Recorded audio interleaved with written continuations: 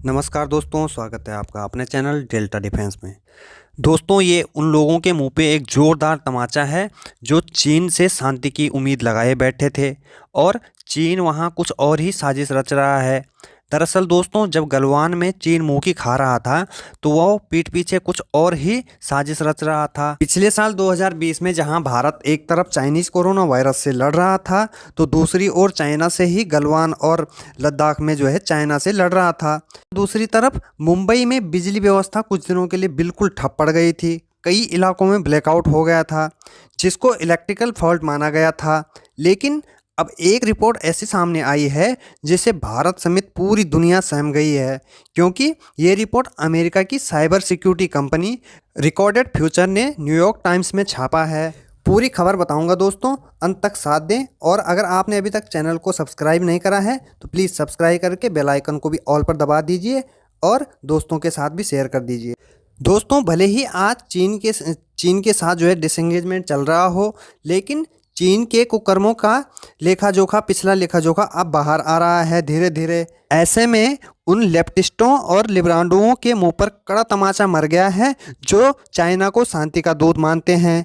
पिछले साल की एक रिपोर्ट में दावा किया जा रहा है कि साल 2020 में मुंबई में बिजली गुल होने का संबंध भारत और चीन के बीच लद्दाख में उस वक्त जारी सीमा तनाव था। रिपोर्ट में कहा गया है दोस्तों कि मुंबई का ब्लैकआउट होने के पीछे चीन का साइबर क्राइम है।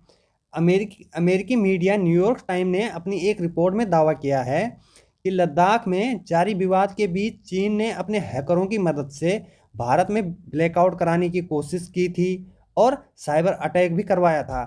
अमेरिकी सांसद फ्रैंक पेलोन ने ट्वीट करते हुए कहा है कि अमेरिका को निश्चित तौर पर अपने रणनीतिक साझेदार भारत के साथ खड़ा होकर चीन की निंदा करनी चाहिए और चीन का विरोध करना चाहिए।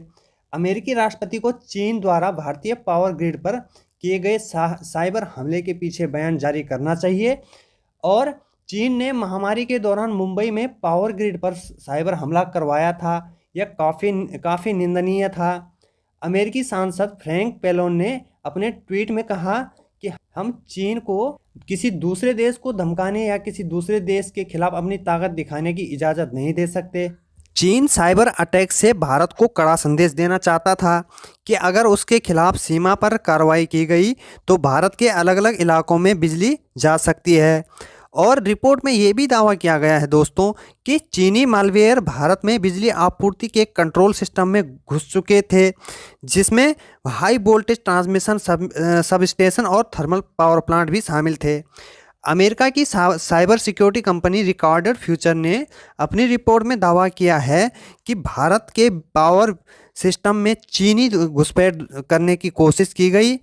चीन के सरकारी हैकर्स की रेड इको नाम की फर्म ने चोरी चुपके तरीके से भारत के लगभग 1 दर्जन से अधिक पावर जनरेशन और ट्रांसमिशन लाइन में घुसपैठ करने की तैयारी की थी। इसके लिए चीन ने एडवांस साइबर हैकिंग के तकनीकों का व्यवस्थित रूप से उपयोग किया था। हालांकि इस रिपोर्ट पर अभी तक किसी भारतीय अधिकारी और नेता का कोई प्रतिक्रिया नहीं आई है। और रिपोर्ट में ये भी कहा गया है दोस्तों कि भारत उस साइबर हमले की कोड को तलाश रहा है। दोस्तों, चीन से कभी दोस्ती नहीं हो सकती, इसलिए चीनी सामान का बहिष्कार जारी रखिए। और अगर आपको ये वीडियो पसंद आई हो तो प्लीज़ लाइक करते हुए शेयर करिए। अभी के लिए इतना ही। जय हिंद, जय भारत।